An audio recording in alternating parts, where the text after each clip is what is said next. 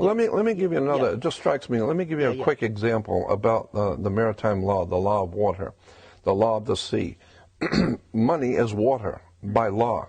So when a ship, this is why all ships are female by law. All ships, rocket ship, sailing ship, airship, it doesn't matter. If it's a ship, it's female. Right. Because the captain always refers to his ship as she. Right. She's a good ship, or she's done this. Why she? Because she delivers the product. Right. The Without vessel. she, there is no product, right? It's a vessel. It's a whole, Of course it is a vessel. So is your body. It's a vessel that produces a product. Right. So when the ship pulls into harbor, it stops, and where it parks is called its berth. It's berthing a ship, or she sits in her berth. And every item on that ship, coming out that ship, is money. It's money changing hands. Right. And it came in on water. So it's called. So every piece has to have what is called a certificate of manifest, because she is sitting in her berth. That's why when you were born, I had a birth certificate. your mother's water broke. You were inside a container of water.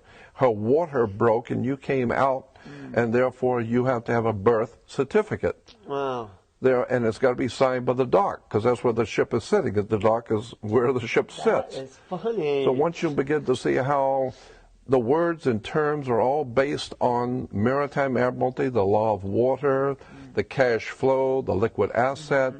But is that just in English, the dock, the water? Yeah, of course. But of course, it goes all the way back to the English or British domination of the seas. Oh. And so when the British began to dominate the seas, the Knights Templar Masonic Order of the Knights Templars, who have been in the middle of Asia, came back into Western, Eastern Europe, brought all of these concepts, and it was developed into a commercial system of words and terms and symbols which are used in courts and government and corporations.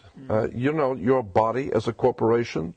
No, that's a whole story. We could talk for hours on this, but your body is a corporation. Of cells, you mean? No. It's called, and by law, your body, your physical body is a corporation. And so when you die, you're a corpse. Because when you're living, you're a corporation. You are a business. And hanging out with that person is bad business. Right. Or who I hang out with is none of your business. Right. Because your body is a business. Wow. And so you say, well, you know, what you're doing with her or him is bad business. Right. But, of course, if you're getting married and she's very wealthy, you say she's of good stock. Right? Words and terms are based on maritime admiralty, the law of water. And so that's why when you go into a court, you have a fence and a gate. The people sit out here and the judge sits inside. The gate is called a floodgate. When you go through the canal, you have a floodgate. Right. So when you're sitting out here, you're in the law of the land. The judge has no control or no jurisdiction over the people sitting out here. No jurisdiction whatsoever. Right, because they're outside the gate. That's outside the gate. Right. That's on land. Right. But when you walk past that gate, now you're in hot water. And someone's going to have to bail you out. Bail, yeah. Okay. Bail. Did you write a book about all these maritime? No. I've just been studying it for 48 years. Wow. But it's fascinating because when you understand that the whole subject is so large, and it would take hours and I'd have to go back to square one and walk through all the words and terms that are used in law and courts and in commerce. Yeah. For you to understand how pervasive this concept of water is on the earth.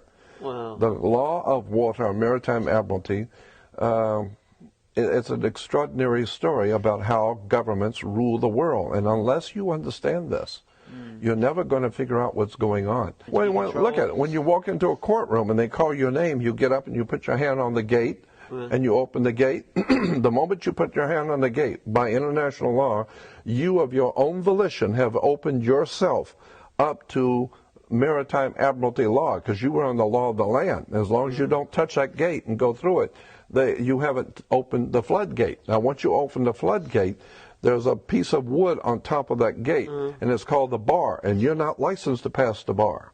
Right. So what you've done is you've opened the floodgate, but you weren't licensed to pass the bar. So what does that mean? So that means that you are dead. You are now dead. Once you touch that, you are dead. Because you're no longer in control of That's right. You are dead. Well, you're considered to be a dead man. That's why the attorney has to speak for you.